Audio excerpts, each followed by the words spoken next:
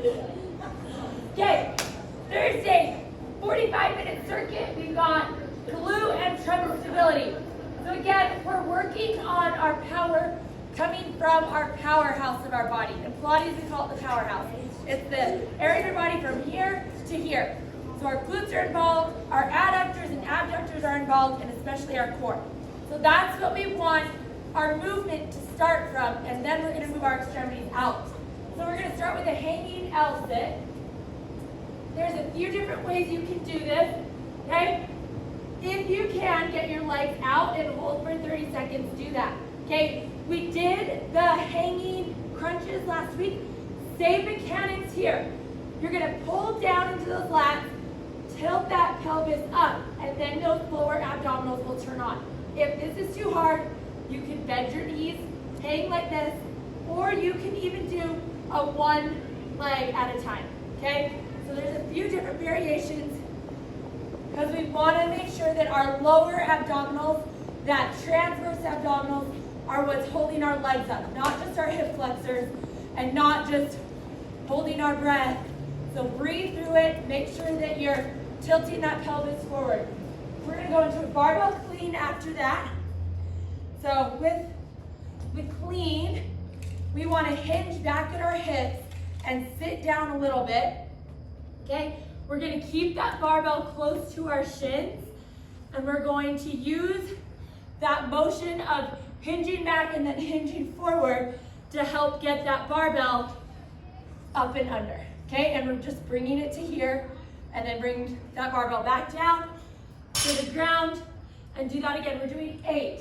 If you don't have weight on your barbell, if you have one here without weight, you don't have to worry about bringing it down to the ground, okay? Because what we want to avoid is when we bring it down, this rounding of our back. We want to be able to pull those lats and those shoulders back.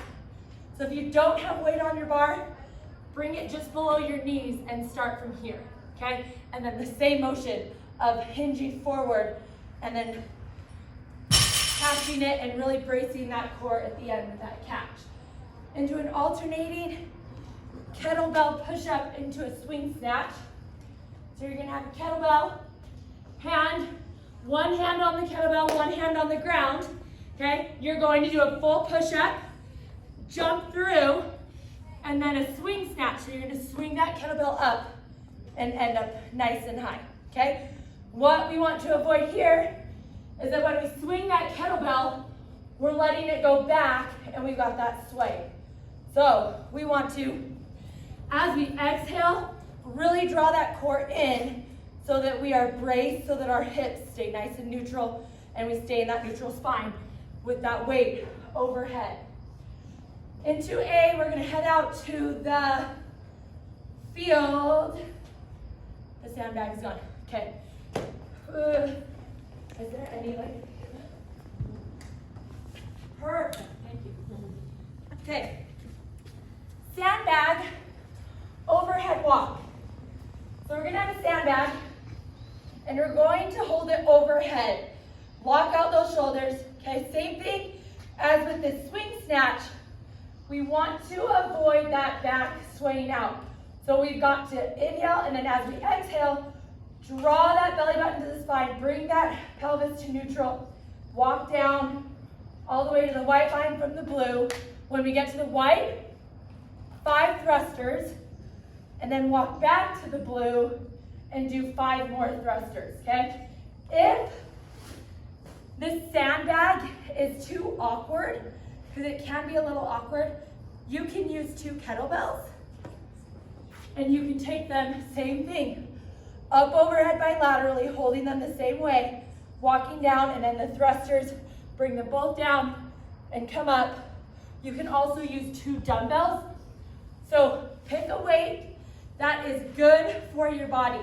As soon as you feel like you can't hold your core and you have to sway that back to hold the weight, go down in weight,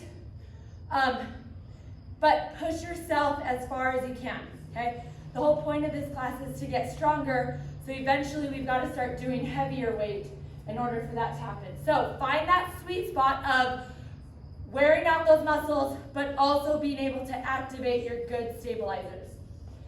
Into a broad jump reverse squat, you can add a band to this if you want, so that you can make sure that when you're jumping, you're not caving in at the knees. We want to make sure that our adductors are nice and engaged so that we're not bringing our knees in.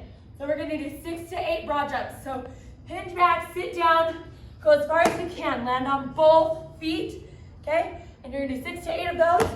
And then afterwards, you're going to walk, squat walk, back to where you started, okay?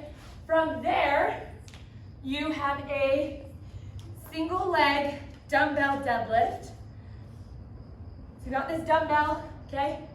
It is going to be in the same hand as the leg that's going back. So it's contralateral. So if you're stabilizing and you're deadlifting with your right leg, the weight is in your left hand. First way of doing this is going down and keeping this leg, the back leg, up, and then coming straight up. With this, it's a hinge at the waist, and then you want to be able to go straight down without twisting your hips and your shoulders too much, okay? So hinge, go straight down, bring that weight down. As soon as it starts to pull this shoulder, okay, that's your stopping point. So get that shoulder nice and engaged, those lats nice and engaged, and then come up. If you feel wobbly at all, bring that toe down to the ground, just lightly on the ground, and you can use the same exact mechanics of hinging at this waist, going down, and coming up, okay? I want this to be as slow and controlled as we can get it. So if you're trying to lift your leg up and you're doing a lot of this, just touch that toe to the ground, get nice and balanced, and that move is going to be just as effective, okay? You're just going to avoid any awkward injuries from trying to balance. So pick one of those, 10 on each leg, into a lateral lunge to balance. You can use weight on this. If you want to use a dumbbell, some people were holding the dumbbell up here, nice and high. Others had a kettlebell in like a clean position. You choose how you want to hold it, but it's a lateral lunge. So you're going to lunge out, okay, laterally so that the knee is over the toe. There's a good angle from knee to ankle, and then you're going to come up to balance, okay? And then back out to your lunge and come up to balance. Here, take a second, okay? Slow this down so that you're not just, okay, yeah, I'm balancing.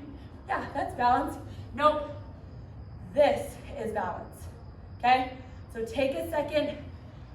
Balance is so important, so important to long-term being able to stay fit, being able to stay strong, being able to long-term be able to move your body safe is being able to balance. So take that second and get yourself nice and balanced. You can bring your knee up, you can bring your knee out.